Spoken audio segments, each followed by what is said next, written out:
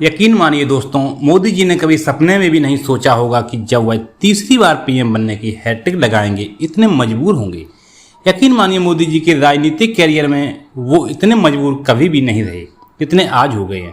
वो मोदी जी खुद को बायोलॉजिकल बताते हैं, परमात्मा का विशेष अवतार बताते हैं, जो एक तरफ नतीजे के लिए इंडिया गठबंधन दिल्ली में ताबड़तोड़ बैठकें कर रहे थे और मस्त आत्मविश्वास में, या फिर यह कहे कि अति आत्मविश्वास में, लबरेज कन्याकुमारी में 12 से 1 कैमरों के साथ फोटो शूट करवा रहे थे।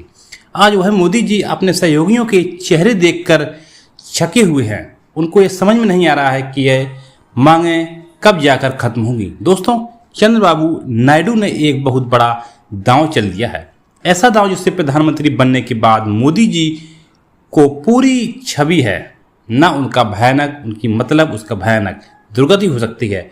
इसलिए बात कर रही हूँ क्योंकि पूरे चुनाव में, पूरे 44 दिन के चुनाव प्रचार में मोदी जी ने एक बात अपनी हर रैली में बोली, बार बार बोली, सबसे ज़्यादा बोली, जब तक मोदी जिंदा हैं धर्म के आधार पर आरक्षण नहीं देना चाहते। दोस्तों, कांग्रेस के घोषणा पत्र में ये धर्म के आधार पर आरक्षण देने वाले हैं। ये ओबीसी लोगों को आरक्षण मुसलमानों में बांटने वाले हैं। जब तक मोदी जिंदा है तब तक धर्म के आधार पर आरक्षण नहीं होगा। लेकिन अब टीडीपी ने, चंद्रबाबू नायडू की पार्टी ने, जो आंध्र प्रदेश में प्रचंड बहुमत के साथ जब सरकार बनने जा रही है, उसने साफ शब्दों में कह दिया है, बिल्कुल क्लियर कट, कि मुस्लिम आरक्षण तो भाई चलता रहेगा। तो सवाल यह है दोस्तों, मोदी जी कहते हैं कि जब तक वह जिंदा है मुस्लिम आरक्षण या धर्म के आधार पर आरक्षण नहीं होगा। अब बताइए, दो बातें साथ में कैसे हो सकती हैं? एक तरफ मोदी जी ने खड़े हैं धर्म के आधार पर आरक्षण और ठीक मोदी जी की सरकार बनाने की दाव पेश करें। इससे पहले ही टीडीपी ने खेल कर दिया है, साफ शब्दों में कह दिया जाए कि मुस्लिम आरक्षण तो भाई चलता रहेगा। आंध्र प्रदेश में, न केवल आंध्र प्रदेश में मुस्लिम आरक्षण चलता रहेगा, बल्कि घोषणा पत्र में भी टीडीपी ने इसका जिक्र किया था। इसके अलावा दोस्तों, कल नीतीश कुमार की पार्टी की तरफ से यह भी बयान आ गया है कि अग्निवीर योजना को लेकर बड़ा गुस्सा है, उसको रोल बैक करने के लिए सोचना चाहिए, क्योंकि मतलब सरकार बनी रहेगी, मंत्री पद बटे नहीं। इधर नीतीश कुमार आंखें दिखा रहे हैं कि अग्निवीर योजना खत्म करो, और उधर चंद्रबाबू नायडू आंखें दिखा रहे हैं कि मुस्लिम आरक्षण तो चलता रहेगा। तो बड़ा सवाल यह है दोस्तों कि जो इतनी मेहनत, इतनी मशक्कत, इतनी इन्वेस्टमेंट मोदी जी ने अपनी इमेज में किया था, हिंदुत्व वाली छवि, एक कट्टर हिंदुत्व वाली छवि, हिंदू हृदय सम्राट वाली छवि, उसका होगा क्या?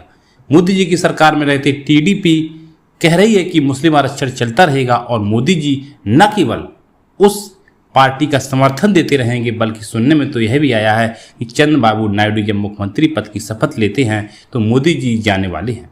वहाँ कमाल की बात है दोस्तों। इसके अलावा दोस्तों, सुनने में आ रहा है कि चंद्रबाबू नायडू ने एक तरफ साफ संदेश दे दिया है कि बीजेपी को मोदी जी, अमित शाह जी की और वो तमाम लोग जो बार्गेनिंग कर रहे हैं सीट्स की, लोकसभा स्पीकर का पद तो वो लेकर रहेंगे, क्योंकि और इस पर मांग पर उन्होंने नीतीश कुमार को पूरी बैंकिंग नीतीश कुमार भी चाहते हैं। चंद्रबाबू नायडू ये पद मांगे क्योंकि चंद्रबाबू दोस्तों, सिंपल सी बात है कि नायडू और नीतीश हर गठबंधन का पानी भी पी चुके हैं। मोदी जी और मोदी जी के चाणक्य होंगे बहुत बड़े राजनीतिक जानकार, लेकिन सच्चाई यह है कि नायडू जी और नीतीश कुमार जी ने गठबंधन की सरकारें देखी हैं, ना मोदी जी ने देखी हैं, और ना ही अच्छे से जानते हैं अगर इनके सर को इतनी सात सरकार बनाई गई, किसी भी दिन, अगले ही दिन या 6 महीने में दोस्तों, नायडू और नीतीश की पार्टी सांसद तोड़कर बीजेपी अपने में शामिल कर सकती है, जिससे कि ये पिछले 10 सालों में बदनाम हुई है, कि उसने हर सहयोगी को साथ दिया है। और जानते हैं कि अगर ऐसा हुआ तो सीधा फैसला कौन लेगा? लोकसभा का स्पीकर। तो लोकसभा का स्पीकर अपना होगा तो जो उसके सांसद हैं वह मुश्किल हो जाएगा बीजेपी के लिए तोड़ना। नीतीश कुमार के सांसद भी और चंद्रबाबू नायडू के सांसद भी, मतलब सरकार के अंदर भी राजनीतिक तौर पर, वैचारिक तौर पर बीजेपी घिर रही है। जो मोदी जी के बिल्कुल ड्रीम प्रोजेक्ट है यूसीजी, यूनिफॉर्म सिविल कोड, उसको लेकर भी नीतीश कुमार आग दिखा रहे हैं। अब यूजीसी यानी कि यूनिफॉर्म सिविल कोड लागू होगा नहीं होगा, उसको लेकर सवाल है। इसके अलावा मुस्लिम आरक्षण को लेकर तो टीडीपी साफ ही कह चुकी है कि लोकसभा अध्यक्ष की कुर्सी भी अगर जाती है तो मोदी जी करेंगे क्या? टीडीपी और नीतीश कुमार को साफ दबाव है कि रक्षा, इसके अलावा गृह, इसके अलावा वित्त और इसके अलावा विदेश, ये 4 मंत्रालय में से किसी 2 मंत्रालयों पर उनकी नज़र है। वित्त मंत्रालय दे तो ईडीसी सीआई का जितना भी पूरा प्रचंड रचा है पिछले 10 सालों में, उसके हाथ से चला जाएगा। विदेश मंत्रालय चला गया तो मोदी जी की जो विश्व गुरु वाली छवि बनाई जाती है वो उससे तो बिल्कुल दिक्कत हो जाएगी ना। मोदी जी एक तरफ पूरी तरफ संसार है, देश के बाहर जो चलता है उसे मोदी जी की विदेश यात्रा, तमाम तरह की चीज़ें, इसके अलावा रक्षा सौदे दोस्तों, बहुत बड़ी बड़ी डील्स यहाँ पर होती हैं। सुनने में तो यह भी आ रहा है कि रक्षा मंत्रालय अगर दे दिया तो राफेल की फाइटर अगर किसी ने खोल दी तो क्या होगा। तो मुश्किल यह है कि अभी तो दोस्तों पोस्ट को लेकर चर्चा हो रही है, ऊपर से टीडीपी और नीतीश कुमार आंखें दिखा रहे हैं, सरकार बनाने का दावा भी पेश नहीं हुआ है। इसके अलावा दोस्तों जेडीयू सांसद लवली आनंद के पति के आनंद मोहन, उन्होंने तो ANI में ऑन रिकॉर्ड कह दिया है कि अभी कहाँ है, थोड़ी देर पहले भाई रेल मंत्रालय तो हमारा कन्फर्म है, बिहार को तो रेल मंत्रालय चाहिए कि जेडीयू रेल मंत्रालय पर निगाह गड़ाए हुए है। रेल मंत्रालय अगर जेडीयू के पास चला जाएगा तो मोदी जी वंदे भारत को हरी झंडी कैसे दिखाएंगे, फिर तो नीतीश कुमार दिखाएंगे। तो मोदी जी करेंगे क्या?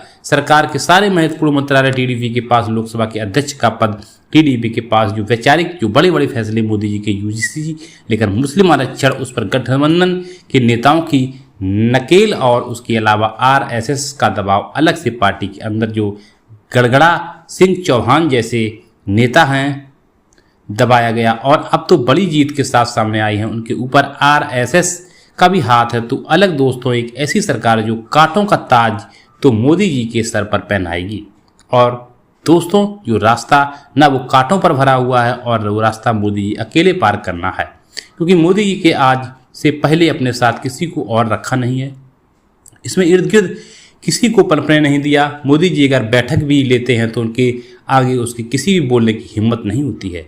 आज मोदी जी के साथ भी कोई नहीं खड़ा है, वो राजनाथ सिंह, जिनके पर कतरने की पूरी तैयारी पिछले 7-8 साल में कई, आज राजनाथ सिंह कहा गया जरा वार्निंग की जिम्मेदारी आप ही उठाएंगे।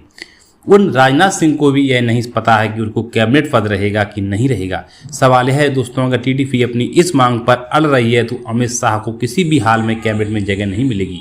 अमित शाह गृह मंत्री नहीं बनेंगे तो अमित शाह का डिमोशन भी हो जाएगा। क्या क्या अमित शाह बीजेपी के अध्यक्ष के तौर पर फिर से कारभार संभालेंगे? दोस्तों बहुत सी चिंताएं हैं जो मोदी जी की घिरी हुई हैं, लेकिन अभी मोदी जी की प्राथमिकता है कि कैसे भी प्रकार से पीएम पद की शपथ ली जाए। बीजेपी संसदीय दल की बैठक भी नहीं है, कोई सीधे एनडीए संसदीय दल की बैठक बुला ली। क्या लगता है दोस्तों आज के सरकार बनाने का दावा पेश हो जाएगा? 9 तारीख को शपथ ग्रहण भी है, हो जाएगा। इसके बाद क्या होगा? अगली खेल तो इसके बाद ही शुरू होने वाला है, वह दोस्तों बहुत भारी पड़ेगा दूसरों के साथ। अब तक खेलते रहे दोस्तों, आपसे क्या लगता है कि इस तरह की सरकार मोदी जी की अभ्यस्त चलाने में क्या है? सरकार अगले 5 साल चलेगी या फिर मध्यवर्ती चुनाव होंगे तरफ से बढ़ सकते हैं? इंडिया गठबंधन भी नजर बनाए हुए नायडू और नीतीश पर क्या होने वाला है अगले 6 महीनों में देश की राजनीति में? कमेंट बॉक्स में जरूर लिखिएगा। जितना हो सके चैनल को शेयर और सब्सक्राइब अवश्य करें। Thank you. जय हिंद, जय भारत।